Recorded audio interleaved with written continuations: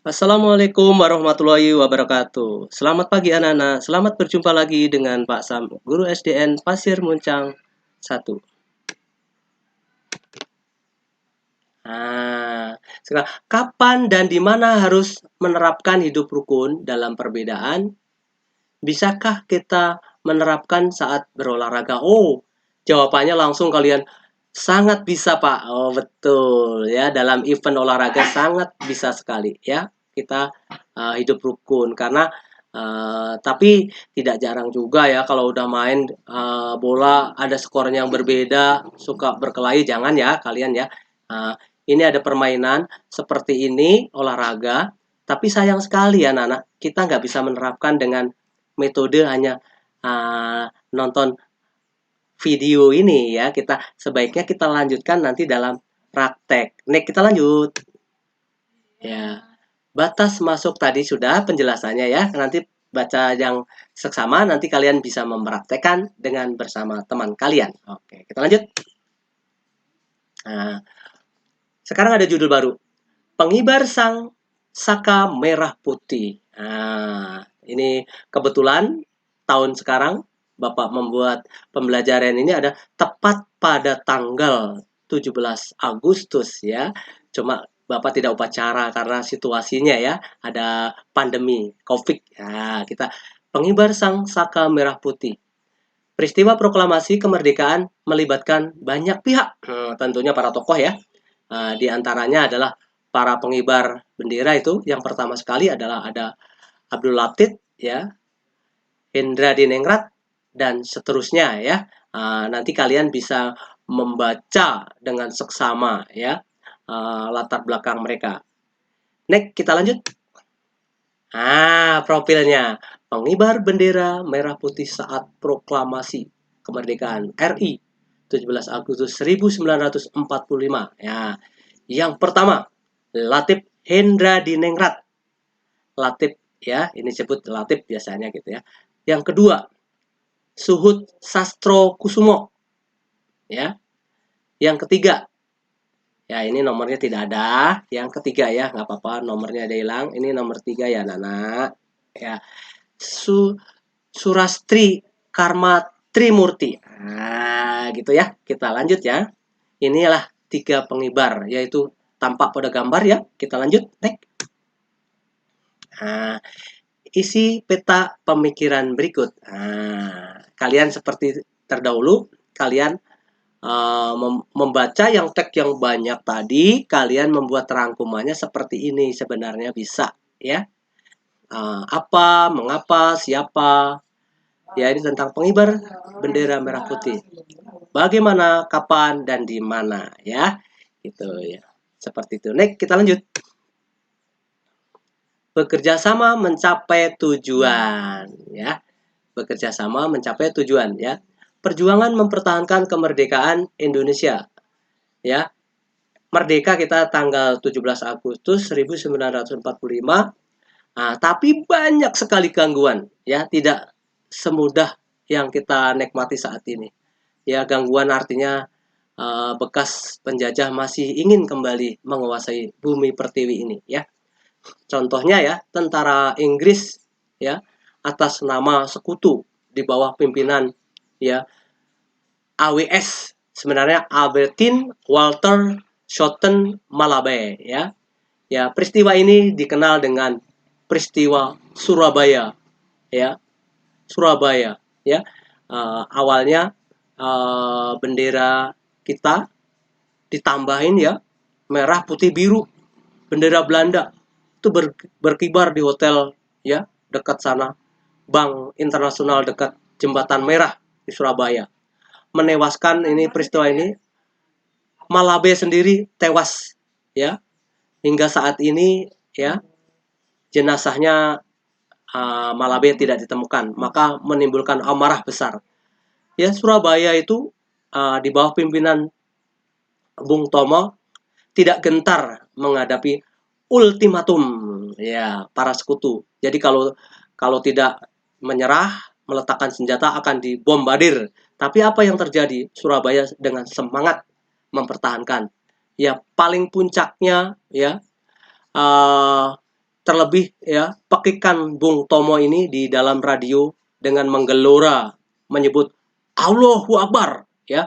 Akhirnya arek-arek Surabaya mampu ya menggelora dan mempertahankan puncaknya pada tanggal 10 November. Maka dahsyatnya itu kita peringati sebagai kota pahlawan itu adalah Surabaya. Seperti itu ya riwayatnya ya. Jadi yang memimpin menggelora menyiarkan adalah Bung Tomo, dan yang terbunuhnya adalah dari pihak Inggris tadi atas nama sekutu Albertine Walter Soughton Malawe, tewas. Sampai saat ini jenazahnya tidak ada. Next, kita lanjut. Nah, sekarang kita ke kalimat efektif dan tidak efektif ya. Adapun yang dimaksud dengan kalimat efektif anak-anak adalah kalimat yang mengandung gagasan pembicaraan atau penulis yang terdiri atas kata-kata yang mempunyai unsur dan polanya subjek, predikat, objek, dan keterangan atau SPOK. Nah, seperti ini ya. Jadi kalau yang disebut kalimat efektif itu polanya harus ada seperti ini. Ya, ada memiliki ciri-ciri. 1. Ya. Unsur penting atau pokok, subjek dan predikat.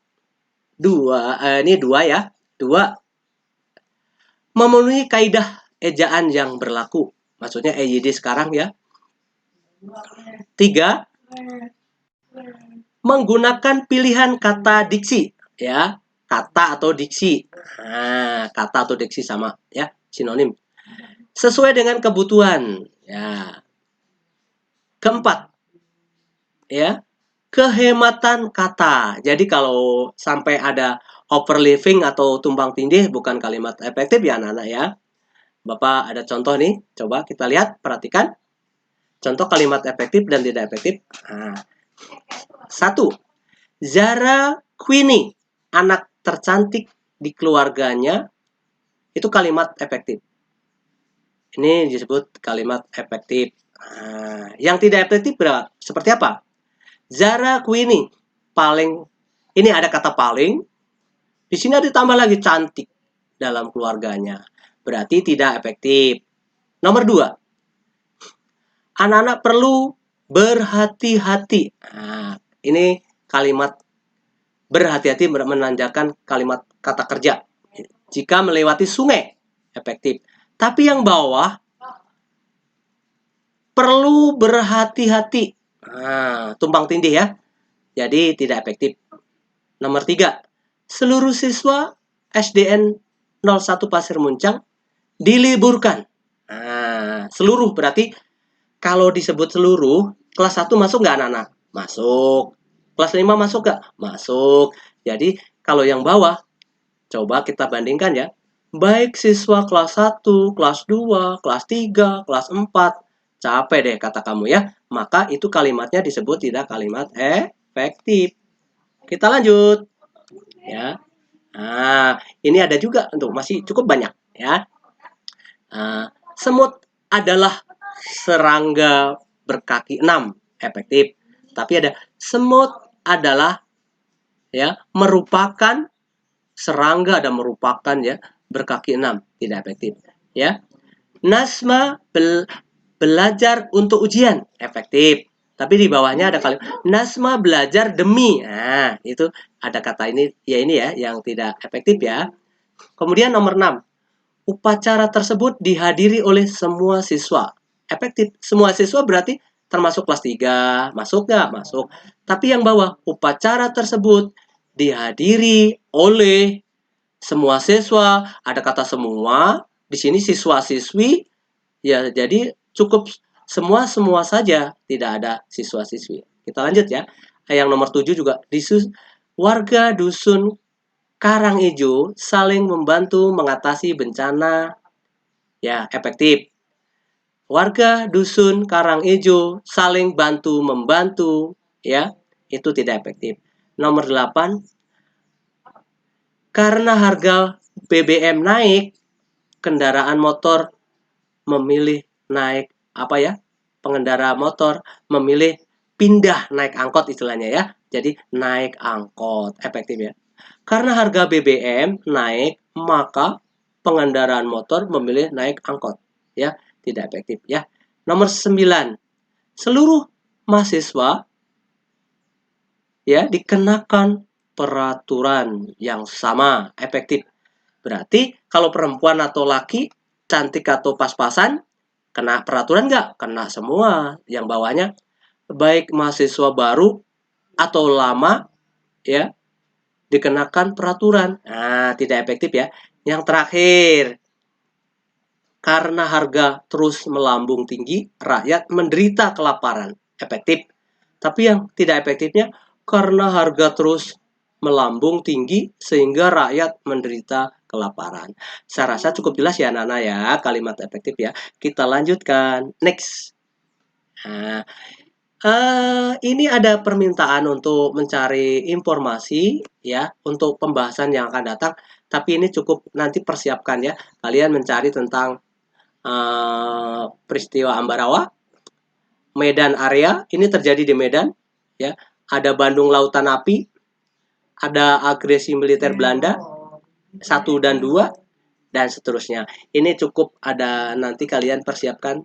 Nah, sebenarnya mencari pokok-pokok hal tersebut dalam internet ya. Next kita lanjut. Demikianlah pembelajaran hari ini anak-anak. Sampai di sini ada yang bertanya? Jika tidak ada pertanyaan, nanti untuk lebih lanjut ada sesi tanya jawab ketika kita berjumpa tatap muka. Saya akhiri. Assalamualaikum warahmatullahi wabarakatuh. Mudah-mudahan bermanfaat dan kalian sehat dan cerdas. Terima kasih. Selamat siang.